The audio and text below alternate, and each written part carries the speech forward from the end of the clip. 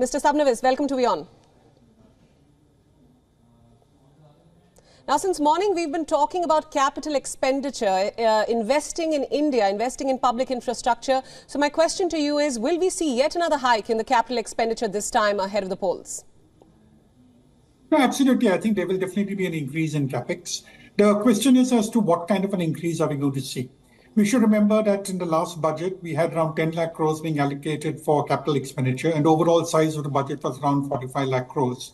Now, assuming that the size of the budget goes closer towards the 50 lakh crore mark, I think the question is, are we still going to have 20% allocation for capital expenditure, or will it be a little bit more? So it all depends upon how these numbers really fit up, because I think there are lots of commitments which are there on the social welfare side, which is absolutely essential, because when you look at the data on poverty, it has been shown by Niti Aayog it's come down primarily on account of government direct interference, or rather direct intervention. That is what has lifted people out of poverty. So I think that is also a necessary thing to do. So it's a case of how do we strike a kind of a balance between social welfare as well as capex. And I think the government has shown its ability to do it in the last 3 or 4 budgets. And one can be confident that this will be done this time too.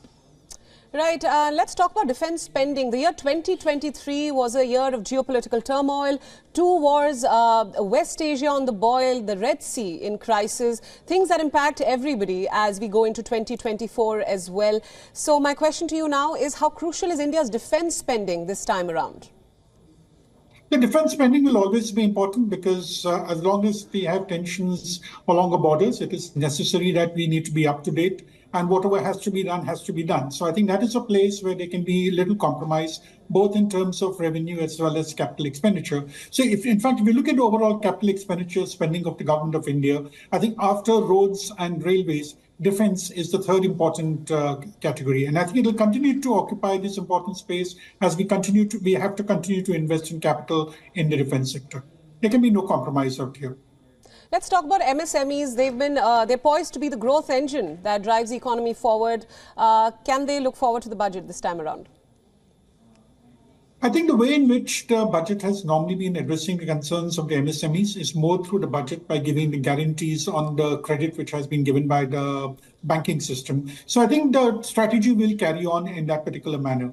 I don't think there will be anything directly which the government can hand out to the MSMEs, because we should remember that MSMEs are not a single entity. There are 50 million such enterprises, of which 95% or 96% are actually in a micro sector. You may not be able to identify them. So I think it will have to be done more through the banking system in terms of overall flow of credit. I think that's what the government has been doing in the past, and that's what's going to be replicated. There could be certain kind of additional funds available to the refinancing organizations, like, say, for example, look at Apex organization like SIDBI. There could be something coming from that side. But actually, if we're looking in terms of the interaction of the government along with MSMEs, it'll have to be through one of these channels. Mr. Sabnavis, yesterday the President of India mentioned that India is no more a fragile economy. You can't count it as such anymore. In fact, in a year where we've seen global turmoil, a financial crisis, inflation, India can offer a glimmer of hope. So what does the government need to do to keep the momentum going, to maintain the high rate of growth, the high domestic demand that we're seeing right now? So I think one thing which we should realize is that the government is only one particular part of the economic growth story of India. So if you look at the overall size of the budget, let's assume it's 50 lakh crores. We're talking of a GDP in the region of around 300 lakh crores for last year. It's around 1/6. That's the overall size of the budget. The primary thrust has to come from the from the private sector, which has to keep performing. And what we have seen is that there has been a bit of slack when it comes to private sector investment. There have been problems on the consumption side. So I don't think there is a panacea for this through the government budget route. So the government does what it can in terms of providing social welfare, making sure that people have an income which they can spend. That's number one. 2, they're doing something on the capex front.